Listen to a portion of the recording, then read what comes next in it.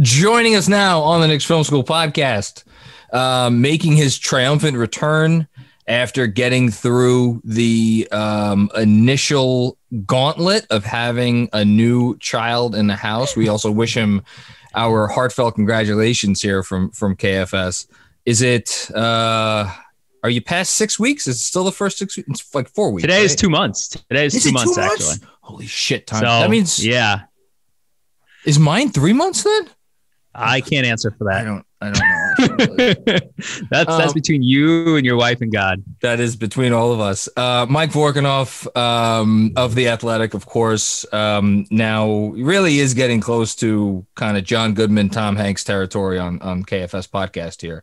I think it's got to be 5 or 6, maybe more appearances. It's too many. I just come on whenever you're desperate. I never say no. We got no one else. Everyone good said no to me.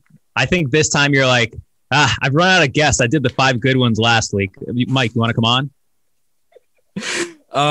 Yeah, you've really sunk. I mean, when the quality of your writing has just gone down so much. If I'm being honest, I agree. Here's what I read as I was reading your kind of. Was it a shattered postmortem, the one that came out today? What would you call that piece that came out today? Yeah, I guess maybe like an optimistic view of what the future is. It wasn't that one. It was your day after analysis of Game 1 of Hawks Knicks, and I'm reading it. I'm like, wow, it's great when I'm reading something, and it makes me realize not only am I not as good a writer as this person, but I'm not as good a basketball analyst as this person. So thank you. I don't know about that one. No. Thank you, Mike. I really appreciate the pick me up. Yeah, I read the newsletter every morning. I see how much work you put into it and how good it is. I cannot and do not try to do that. Well, you're very kind. I'm going to open, we're going to get to some of the specifics that you talked about in your writing over the last few days. But as myself and Andrew were just bantering before you came on, I want to open with this. Who do you think is the better team in this series between the Knicks and the Hawks? Because I don't know the answer to that question. My whole analysis coming into this game, and it hasn't changed after one game, is that I thought the Knicks had the better coach and the better player, the best player, I mean. And the Hawks were better from there on out. And Game 1 kind of inverted all of that, right? Like Julius Randle had, maybe his worst game of the year. Yeah. And Trae Young was great, obviously. And then, Alec Burks comes up huge, Derrick Rose, like Taj Gibson, some of the stuff he was doing in the fourth quarter there was crazy. Just like someone watching basketball and remembering Taj Gibson is like 35 and doing this, it's crazy. But now, I think probably the Hawks are the better team, especially if Julius Randle is not going to be able to be peak Julius Randle. I don't think Alec Burks is going to go for 9 of 13, 27 points every game. Like, that would be nice. I give the advantage to the Hawks. A lot of this is, weighing on how they play Julius Randle. And my whole thing with the Knicks, and I was crossover name drop, your friend Chris P. We were doing the clubhouse last week or whatever. And I said, look, the doomsday scenario for the Knicks is if Julius Randle starts missing all those really tough all those shots and jumpers that he made all season long. That's got a high degree of difficulty that he hit consistently throughout the year, but still are really fucking hard shots. Yeah. And, sometimes that just stops. And over a short period of time, like you just go cold, right? Like that just happens over the course of any season. And sometimes that cold spell aligns with the playoffs. So I'm not saying Game 1 was like the start of that, but this stuff happens over the course of a year, especially when you're being specifically schemed against, right? Yeah. So yeah, I mean, I think the Hawks are probably the better team, the more well-rounded team, and really like Game 2 and going forward is a lot of it's gonna be on Tibbs. It's gonna be on he's got to make some adjustments that I think the Hawks took advantage of in Game 1. You just hit on literally everything that I want to talk to you about in the outline for today. So I'll just pick one because it's the last thing you brought up. Tibbs. So I'm gonna quote you. You wrote yesterday, I believe it was, that the Knicks have struggled all season long on out of bounds plays. They ranked last. There's no place below last among teams in points per possession on baseline out of bounds plays. I did not realize that before reading it from you. And then 27 on slob plays. I prefer that acronym. So some people I think paid more attention to the last 0.9 seconds than others. To me, I just can't get past the giving up 22 points in 5 minutes at home when you're the 4th ranked defense. But just on Tibbs, do you think he got severely outcoached in this game, or do you think it was just like there were a few adjustments to be made and he didn't do the best job making them? I don't think he got severely outcoached. I think game 1 is also kind of like a feeling out game, right? Like you're trying to see how your personnel fits against each other. Like the first 3 games between these teams were not really an indicator of how each team looks. Like the Hawks starting lineup played 1 minute together against the Knicks all season, right? Like it just wasn't there. Actually, no minutes. Never mind. Well, you said it, 15 all year, right? Yeah, like 15 something like that. Yeah. And so they were trying to feel each other out. The only thing that I questioned about Tom Thibodeau in the first game was why he didn't try to make any adjustments in the pick and roll coverage. And I think he tried to do it late on that final play where Trey just like burned down the house to hit the game winner. And that was just wizardry. I see that as more wizardry than bad defense. Yeah. But it looked like they were just playing drop coverage all game. And Trey took, I forget, I had it in my game 1 rewind, but he hit, he had like 12 mid-range jumpers or something like that. Like they just gave that to him and they said, okay, we'll give that up instead of the lob to Capella. And that's a tough spot, right? Like pick your poison, but he kept hurting them there. And that's what I'm really curious to see going forward is how he improves there and whether they can find some space for Julius Randle to work with offensively. Those are the 2 Tibbs things. So aside from the obvious, which I'm sure we'll get to at some point, and you're burning inside your heart with rage. No, I don't even know how to talk about it anymore. It's like when you've been through like, I don't know. How does marriage counseling work? I'm assuming you go through like different trials of marriage counseling and you try to make it work at home and then you go back. I've never been through marriage counseling, thankfully. But like, whatever, I'm at the end, like, just hire a lawyer. Let's get this done. We'll talk about him in a second. On the your lawyer, we'll talk about your lawyer. We'll talk. Yes. Thank you. By the way, I just looked up in my own story. The Knicks gave up 12 shots to Trae Young from 14 feet and in. So like free throw line and in. Did he make 8 or 9? He made 7. Oh, okay. So and he was 1 of 6 from long mid range. So they were giving up that shot. Contested. And there were a couple. I'm curious how the stat people did that because there were a couple where it felt like the floater released his hand from like on the free throw line. Does that go down as long mid range? Does that go down as short? Whatever.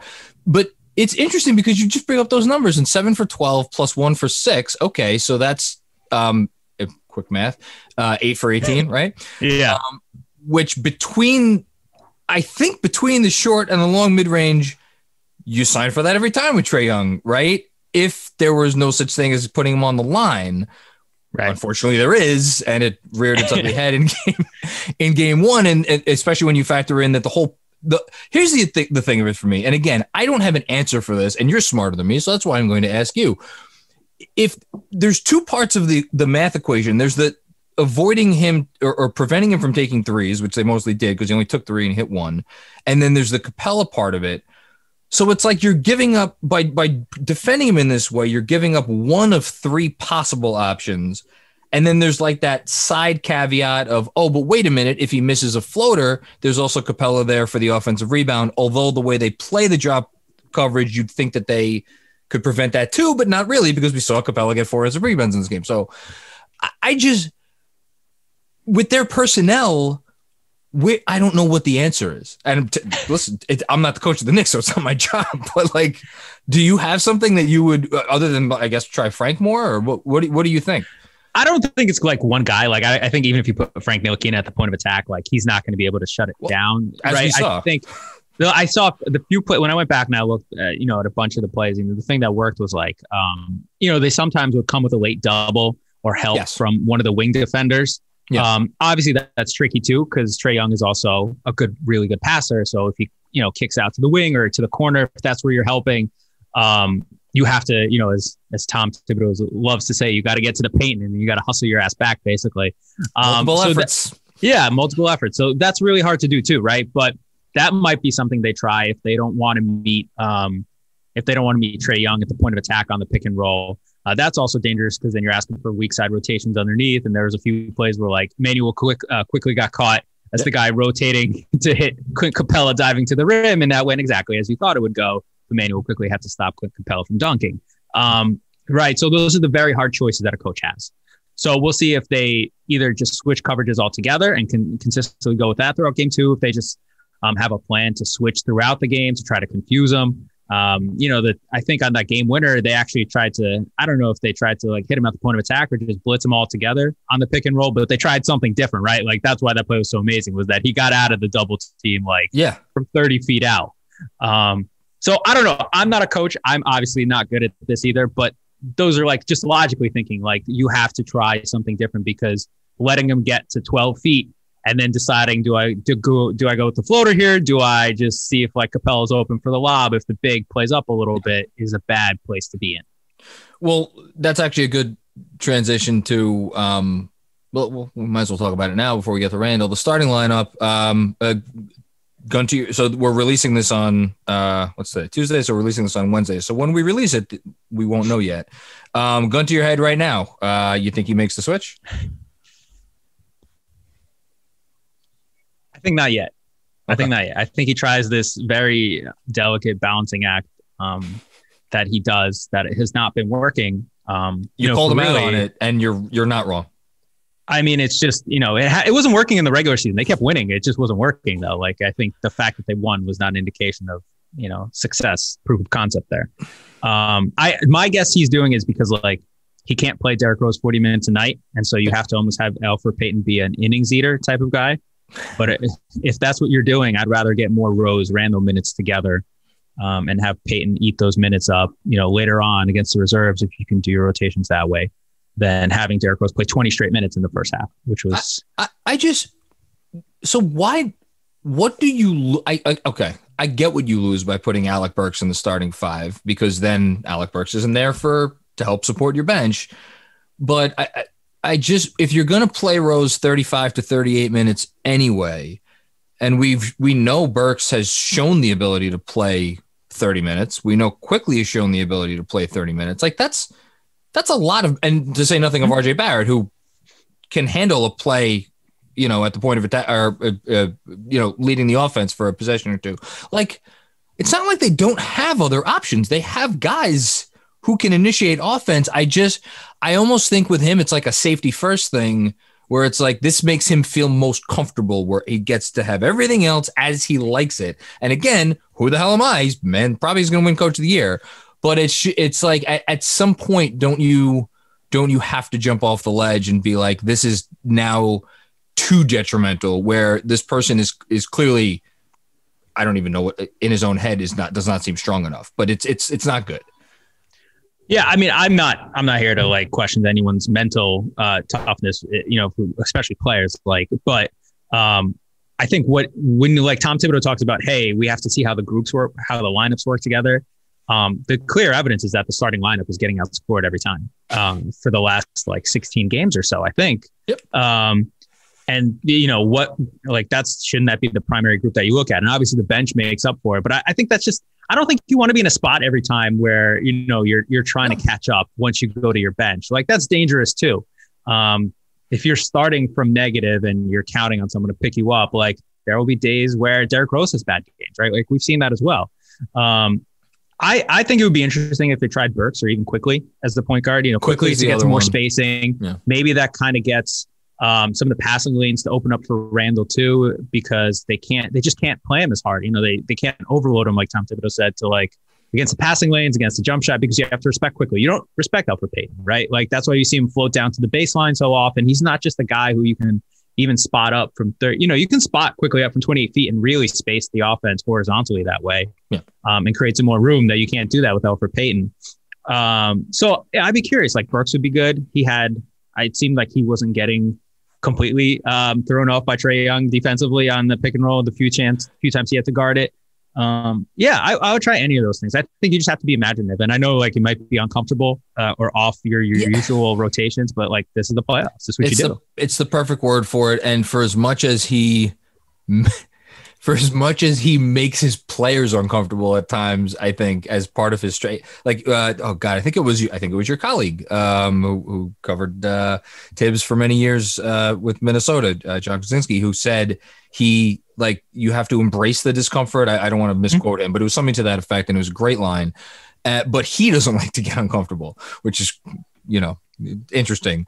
But to your point about who guards who, maybe even hide Burks on whether, I guess, Hunter maybe, and then you pick one of Barrett and Bullock to go on Trey, and then put the other one on Bogey and see how that, again, I guess, but maybe he hasn't felt like he's not in a position yet where it's like, oh, I have nothing to lose, because he had more confidence coming into game. I don't know.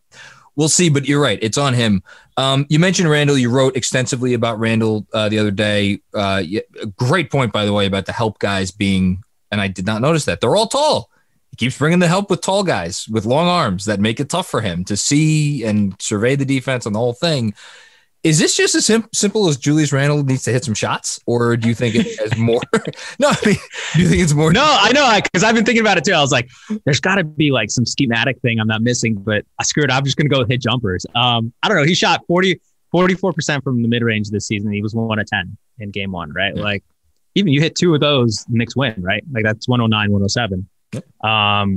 Yeah, I think some of those shots you just have to hit, right? Like, I know it sounds stupid, and again, I'm probably missing something. Like, this is not my forte, but do they need him to hit those jumpers? Like, that's what he's been doing all season. That's why they've been good, is because he's been hitting those, spin off the baseline jumpers, those contested twos, those pull up at the elbow like jumpers. Those are all the things that he's been doing that he missed in game one. And so you think, okay, we're going to get some regression to what's been the average for him, and get some more points from him just like that, just by him being Julius Randle again, not even playing like 37 points per game like he did against the Hawks, but just being a better version of himself. Yeah. No, 100%. And let me ask you, I just thought of this as you're talking. Do you think, because you've been pretty on top of where he's at with this team and the decisions that they have coming up as far as his contract situation and other team building questions. Do you think he's done enough or he's done enough this season that this series, I don't want to say it doesn't matter, but like his path forward with this organization is already fairly certain? Or do you think, like, for instance, if he had a terrible series, do you think that might impact? I know I'm asking you to basically guess here, but like, do you have any opinion on how that might impact things going forward? Usually Leon Rose is so open, and you just have a conversation with him about this. I'm sure. Are we missing his? Hold on. Are we missing? Let me check my email. Are we missing a Leon Rose press availability? Have you tried to get Leon? When you text them and you're like, "Hey, Leon, do you want to come on this week, or like, do we have to keep doing this off the record? Like, how do you do your sourcing with him?" We keep sending the email request, and I don't. Andrew, have we got a response on that one yet? I don't know. Andrew shaking his head. No. Okay. Have you? Maybe you'll get lucky next week. Vork. I don't know. I doubt it. Yeah, I don't know. To me, like, I think he'll be back next year. Like, he deserves that much. But well, yeah, obviously. To me, like, it.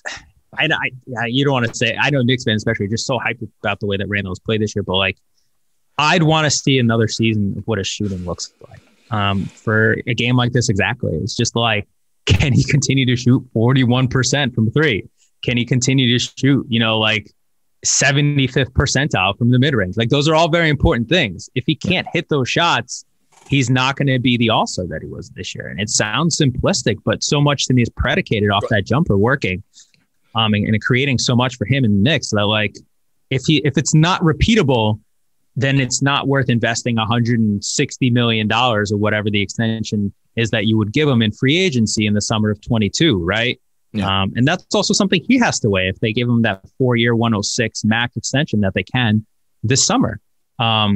Is like, hey, do I want to hedge against my own, drop back to closer to normalcy, right? Like, yeah. I think we've DM'd about it. It's like, how many guys have you seen who've made that kind of leap like he has mid-career, year 7, into all-star? And the guys that have done it, like Victor Oladipo, right? Like, that went sideways for him afterward. And because he was never that summer? Good.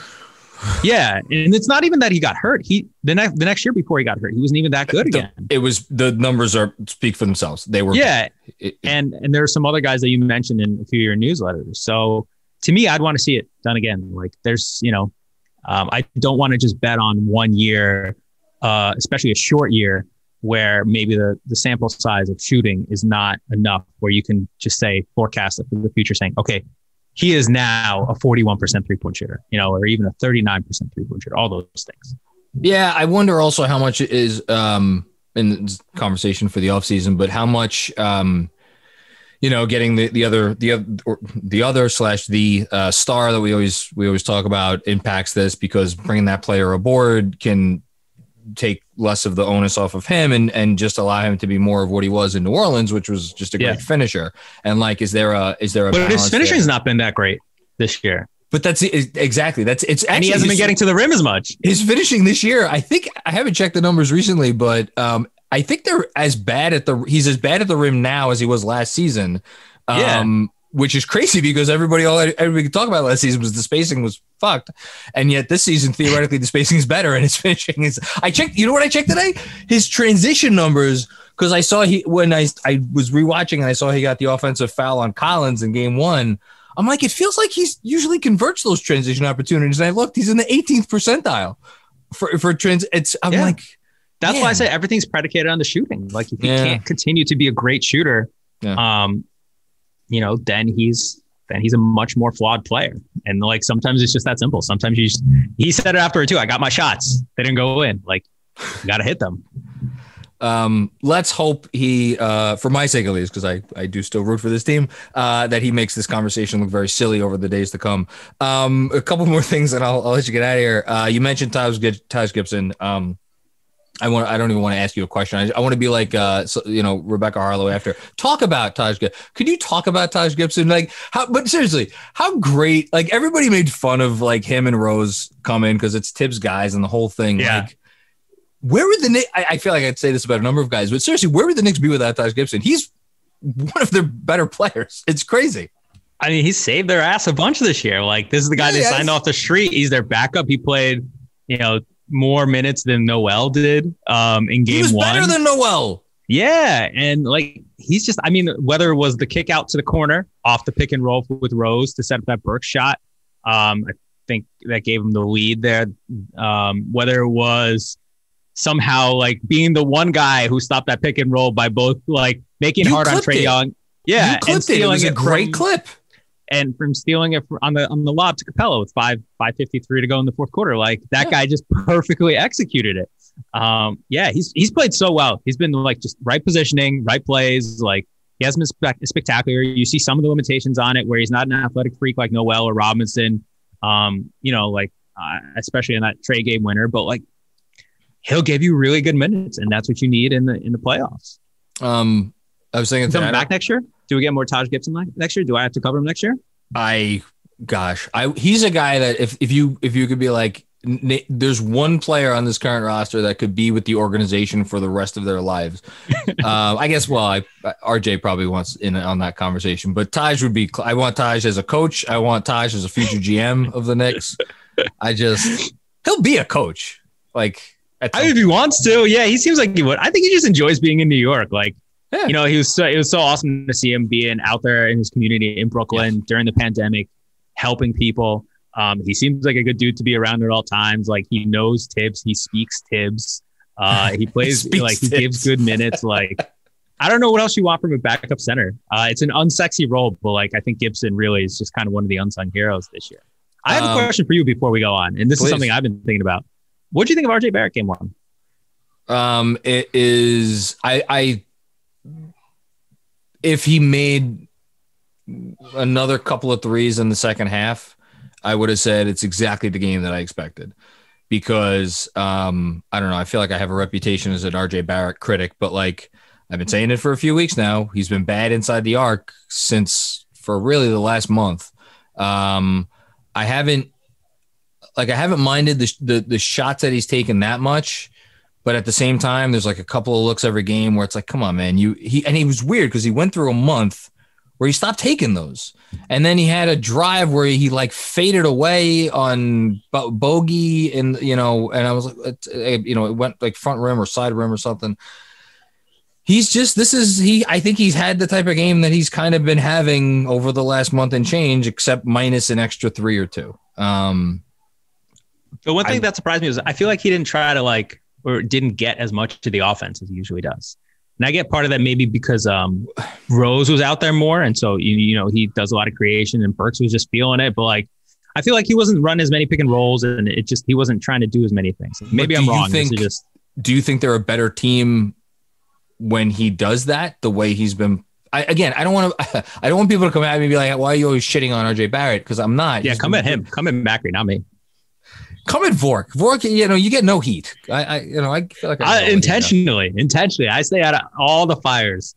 Look, I'm just going, not for you, for everybody listening. I'm just going by the numbers. Go look at what he shot. RJ Barrett has shot over the last month. It's not me creating things out of thin air. He's been struggling from the field. And so that's why, to me, when you say like he didn't get as much of a share of the offense, to me, that's like, okay, Tibbs is going with what he knows, which is he knows he could get Burks and Rose going anytime against this Hawks team. And then there's Randall, and then after that, probably quickly. And then after that, I think Barrett's the next best option. So the reason I was going to say is because throughout the game, when you got one of the Hawks wings on him, I don't think that's like a necessarily a possession where he can attack, right? He doesn't have the physical advantage other than the strength. And when the defense is more, concave, not concave. Jeez, I'm gonna mess it up. Someone can help me and tell me what the right geometric term is. I have dad brain. I don't know. When the defense is caved in like that, that doesn't play to his strengths. But in the fourth quarter, the last 4 minutes, I think maybe all but one possession, Trae Young was being hidden on him. And I'll probably write a little bit of that for Wednesday. But don't you got to attack? See if you could put on Trae Young. See if you can get him tired and in foul trouble. I wonder if that was a function of just Burks having it going. I don't know. Could be. That's one, and that's a good reason too. But that to your Tibbs point, and to this is not others have made, for anybody listening. I know others have made this point to me on Twitter, but that's coaching adjustments, right? It's like, oh, wait a minute, they're trying to hide this guy, and look, it was a gambit that paid off because, RJ was able to bring Trae into the post successfully, I think, for a basket on one possession. On another possession, he drew a double and kicked it out, and I think Bullock missed a three. That's different. That they should exploit. I completely agree. But is that Tibbs? Is that Art? I don't know. And some of it is just full of the game too, right? You see the shots that are open. There's only so much within anyone's control once you start a possession, right? Yeah, no, very true. He's gonna be. Look, I love RJ. He's gonna be fine. It's just he's 20, as many have noted. A couple more. I said this a few minutes ago. Really quick, I had a thought today. I don't know what agent he's on, what number, or who it is.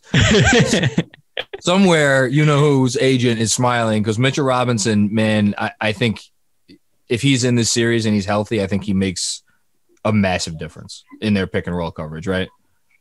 Yeah. I think agent 5.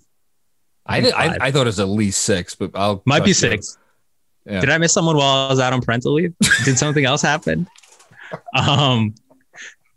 He's got to be happy. He's got to be happy. I don't know, but I do think he could be a guy who could kind of defend with his length and athleticism. Yeah. Defend kind of that middle ground, that purgatory that they're putting the Knicks bigs in the pick and roll and be able to help on the perimeter and all those things. That's, Nerlens Noel provides some of that, but not all that. He's not as spry. He's not as jumpy, quick twitchy as Mitchell Robinson. And also there's no lob threat anymore offensively. None. That takes weird. Again, we've been a little critical on Tom Thibodeau here. He had their offense, as you pointed out, number 1 in the NBA for over a month, and they lost a major component of it. So, kudos to him for that. Okay. Last one, I referenced it. I'm not sure if we were recording yet or not, but I'll say it again. So you wrote a piece on Tuesday in which you kind of did a little bit of a big picture overview of where the franchise is at.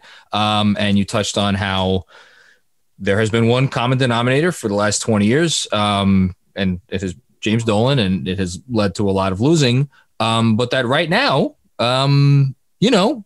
things are looking good for the lead singer of JD and the Straight Shots. He seems to be. Have you attended one of his shows yet, by the way, Fork, or is that on your bucket list? You have not. I've been telling my wife lately, I really want to get back and like go to a concert. Like I miss concerts. Do it. Not that one. And here I thought you had some journalistic integrity that you would go to all lengths to do the hard reporting. And now I just lost a lot of respect for you. Anyway, so things are good for JD right now because he seems to be staying out of the Knicks affairs. And you had this great line at the end of the piece about how he was there for game one, but he was not in his customary seats because now those seats, or that area, I guess, are filled by Leon Rose, Worldwide Wise, and Scott Perry. I know you've thought about this a lot. Let me ask you this. I'll ask it in this way. What do you think is more important right now to the Knicks going forward? Rose's relationship, and I guess by extension, Wes's relationship with Dolan, or Rose's relationship and this whole kind of like family dynamic he's built and with everybody below him, with the Tibbses and the Randalls and even the Quickleys of the world. What do you think is going to be more, instrumental in like whether the Knicks can continue to be successful moving forward? I think it's working up. I think it's the relationship he has with James Dolan and trying to figure out how much time he'll get, how much patience he'll get. I don't know if it's almost like a winner's curse that he has in terms of having this as year one, right? And having expectations lifted immediately. And what happens if there's a drop back? What happens if next year doesn't goes well, right? Like we don't know when next season's going to be, who they'll have. And like, what if they underperform expectations instead of vastly outplaying them? My question with whoever, and this is before they hired Leon Rose, and even then afterward was like, how much time and patience will they get from Dolan, right? He has not given that to anyone in the past. He gave it to Phil. He gave him 3 years, but then he fired him 6 days after the draft. Yes. Phil was trying to do, like, he was trying to do his ultimate, like, okay, we're going to turn this franchise around move by trying to trade Carmelo Anthony, maybe trade Kristaps Porzingis. And, so it's either one of two things, right? Like James Dolan was saying, look, you make all the basketball moves, I'm staying out of it. Then if he doesn't like what the basketball moves he's trying to do, then he hovers back in to fire him. Like you can't have it both ways. Do you think Dolan may have had an influence on Phil not trading Kristaps during that? I think it was, what was it, around like the draft where there were rumors they could get like Booker or like Tatum or the Tatum pick, I guess. He was trying to get one of those guys. I don't think that those deals were out there for him, if I remember right. But like, I don't know. If there has been any definitive reporting on that, I don't know. Yeah, I think it seems like maybe Dolan's bigger gripe was maybe around the way, like trying to trade away Carmelo Anthony, right? Because him and Carmelo had a pretty good relationship. If I remember the reporting at that time. And like, but that's what I mean by patience. It's 3 years. That's what we're counting as patience now. It's 3 whole seasons, right? Is that that's not even like one rookie contract? No, I know, but is that a James Dolan? Yes, it's a James Dolan thing, but that's also, I think, to a certain extent, the way kind of sports are. Like even in the NFL, where you need 5 years. Like we see coaches and GMs get fired after 3. It doesn't mean it's the right move. Let me be clear, but that's a fair point, I guess, is what I'm saying. I don't think it's exclusive to Dolan. Yeah, maybe it's not, but like. The Knicks have tried twice now to do this whole, we're gonna strip all the way down and we're gonna build back up, ostensibly with buy-in from James Dolan, right? He's the owner. They tell, any franchise, you tell your owner, you're like, listen, this is our plan for this year, the next 3 years. Are you good with it? Right. And then, 3 years, Phil Jackson fired, 2.5 years of Steve Mills fired, right? Like Glenn Grunwald, literally fired after the best season that they had still in 2 decades. That's the one. That's what I want to read. I want to read the oral history behind that. I did. It wasn't, but if you remember, I wrote that McKinsey story. That was born of that. It was born of the McKinsey telling him that they had to like make the franchise more player friendly, futuristic, and all that. So it's just, there's so many things that go into it and the decisions that he makes that I think it's how much time Leon Rose and William Wesley get from him. And they come in with great relationships with James Dolan. Like William Wesley, I've heard, had an even better relationship with Dolan than Rose did. Wow. And so now how much time will they get? Will they have time to execute whatever their full plan is? It's probably not going to go like they want it to. Like, even if you succeed, you're gonna have to pivot at some point, right? Like, there's always a moment. There's always a moment. The Heat sucked for several years before they signed LeBron James. Like, it's never linear, or it's very, very rarely linear.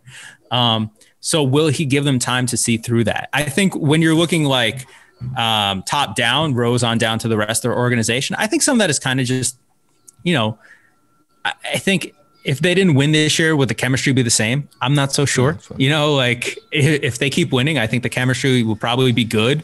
Tom Thibodeau is a good coach. He's going to have to manage some of that. Year 3 of Tom Thibodeau in Chicago and Minnesota looked different than it did in year 1 consistently. And I think that was a question when they hired him. I think it's still going to be a question what year 3 looks like, or year 4 if they get to there. But I think it's having the patience and having the equity with the owner to be able to do whatever it is that they want to do, especially if, next year or the year after that, or free agency or the trade market or whatever, it doesn't go as they wanted to. Remember, before the Knicks missed out on Durant and Kyrie, like, Dolan went on the radio and said, we expect to have a very good free agency period, right? Yes, he's in the loop. They, like any good front office, you talk to the guy who signs your checks and you let him know what you're doing. And you set expectations that way. And so we've seen that he has a quick trigger in the past. So what happens if it doesn't go well? Will that pre-existing relationships that they have buy them time? Or will it not? Steve Mills has a great relationship with James Dolan. He's still on the board of directors for MSG Sports. But he still got fired after 2.5 years. Find out the answer next time. God. Sorry, that was a very, you transitioned that. That was a very somber way of answering, No, but I'm talking about game 2. Pod. But this is why I wanted to talk about it, because I know you're going to give me an honest response, and that's, look, you're right. Evidence matters, and we have a lot of evidence of some impatience. So we Knicks fans like myself hope. Look at the Rangers, by the way. Look at the Rangers. I didn't bring them up for a very specific reason, because again, I'm just kind of hoping that's a Ranger thing. Not my problem. Although I guess it is my problem because it is the same owner. Anyway, who you got winning game 2? What's your analysis? What's going to happen in game 2? I think I picked the Knicks to win 116-110. I think was my final score prediction. Yeah. Do you want to make a prediction? I think it'll come down to the final 30 seconds again. I don't know who's going to win it. But I wouldn't be surprised if we see the ball in Trae Young's hands again with the game on the line, or Julius Randle's hands and the game on the line. I think there's just they're two very evenly matched teams. Yeah. No, they are. So it wouldn't be a surprise if they come down to the final minute over and over. Yeah, no, I don't disagree with you. But hey, listen, whatever happens, everything's gonna be fine because we won 2 coin flips, but I guess the second one. How do they do that? I guess. What do you think they did it like a computer generation or something? I wonder. I think they literally flip a coin, don't they?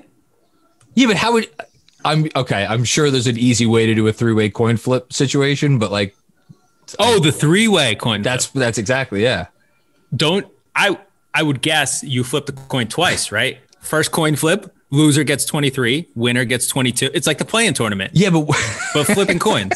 but who gets to decide, like, should it be between 21 and 22 first, or 22 to whatever? That's the way that I would flip the coins. You flip one coin, loser gets 23, winner gets 22, and then it's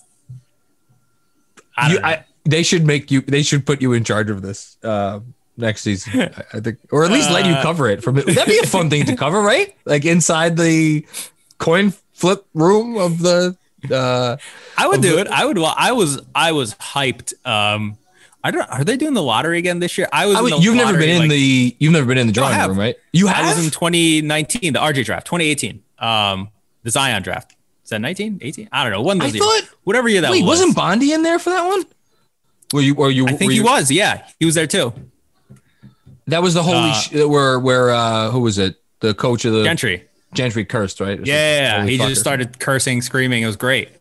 The most awkward thing is when, so they do the lottery drawing, right? Yeah. And everyone's just nervous as all hell, understandably, right? Because literally this could be the reason you get fired or not next year. Although for Alvin Gentry, he was still fired the next year, so it doesn't matter. Yeah. But like everyone's extremely nervous. and you do the lottery, and then, you know, after that, someone's really happy, someone's not happy, someone drops to like 8th when they should have been 3rd, and they're just pissed and steaming. But then you have to relive it because they're keeping you in there until ESPN broadcasts the results of the lottery. So you watch the lottery play out all over again. So like, I think Allen Houston was in there for the Knicks. He's just like withdrawn. He already knows how this goes. He's like unhappy. Guys are like not watching. Like some guys are just watching all over again. They're laughing at what like the broadcasters are saying. So like almost watching them watch the lottery drawing is more interesting sometimes than the thing itself. That's hysterical. I remember I left that we were at the bar that night, and I left being like, okay, I'm feeling good. I just wanted to get in the top 3. They got in the top 3. They're not all right. Do you take RJ Barrett or John Morant? You do it now. I knew you were going to ask me that fucking question. I'm sure I'm the first to ask you that question. We had like a whole 10-minute discussion on Locker Room on Saturday about this. I think, let me say this. I think the Knicks are happy with the guy they have. I think it's the right guy for the Knicks. I think his composition and the whole thing is very good for this franchise, for the city. I do still think John Morant has a higher ceiling as a player. I don't know how you deny that. That said, I now do believe there is a world where RJ Barrett is a top 15 NBA player, maybe for only a year or two. But if the playmaking and the finishing could keep coming around, the shooting and the defense, I think there is a path for him to get to Jimmy Butler dumb. Jimmy Butler dumb. Butler dumb. Butler dumb. That's a new word that I've just invented. You know, I'm kind of reassessing too. So I did the story on the Knicks shooting threes all of a sudden. It was just great. Yeah. Thank you. And one of the things that was interesting was, talk to Drew Hanlon for it. And because I wanted to know, like, how did RJ fix a shot? And he's just like, I told him, like, if you shoot 33 this season, 33% from 3, like, that's a good step forward. If you hit 35, like, basically, like, that's amazing. Like, we did it. We did everything we went to. And they hit 40%. And, like, even the guys by 1-3. By one three. And when I talked to him, he was at like 39.9, and Drew Hanlon was like, he's one made 3 away from 40%, and he got over it. But like, that just tells you, like, sometimes it's just hard to figure out what expectations are, even if you're like working directly with the guy, right? Like, he told me, he's like, you hit 35%, like, that's a great year. Like, you just, you made this huge leap, and there he went and he hit 40%. And so, like, trying to figure out how all of these guys will improve is really hard. It doesn't matter if you're the player or the coach yourself. Like, and so I could see it. I could see being like a top 20 guy, something like that. I still have some questions. I think the athleticism is a thing that, I don't know, like, everyone compares him to Jimmy Butler, but like, if you go back, and I did, you go back at Jimmy Butler's athletic testing numbers when he was coming into the draft. They're pretty good. They're pretty good. But if you can get his defense there, and if you can get the 3-point shooting stays at like 39%, something like that, and he's able to do it off the dribble a little bit, why not? Like, I could see that happening for sure. And it's a good conversation for another pod, but like, small guards that have been, again, this is a high standard, but like, been the best player on a championship team. It's still the one, still Steph Curry, unless you want to go back to Isaiah Thomas.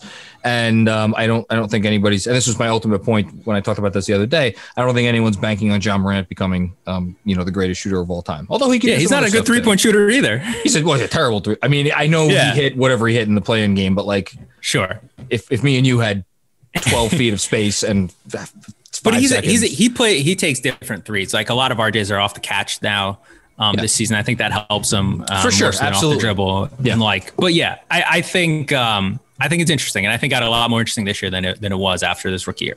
Yeah, it'll be fun to track. All right. The last thing I'm going to ask you, could you tell the folks at home where they could find you and the hat that you're wearing right now for anybody who's watching on YouTube? I lost my Chelsea hat. I don't know where my Chelsea hat is, so it's the only hat I have left. I forgot you're a Chelsea fan. Yeah, you can find me on the tweets. I don't ever recommend anyone to go on Twitter, so totally disregard that.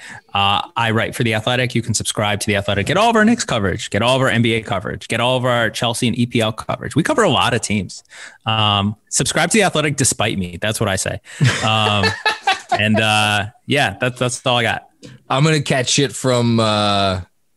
Actually, wait a minute. Was he on? No, I don't think he was on. I'm going to catch shit from some segments of Knicks Twitter, but you know what I've been enjoying a lot, even though he needles the Knicks and it gets under my effing skin, and you've done pieces with him. I enjoy Hollinger's weekly pieces. He's really smart. He is really smart. I know he takes a lot of cheap shots at the Knicks. It hurts. If you talk to Hollinger, be like, there is a crazy Knick podcaster out there who just wants you to know you hurt him when you talk about them. That's all.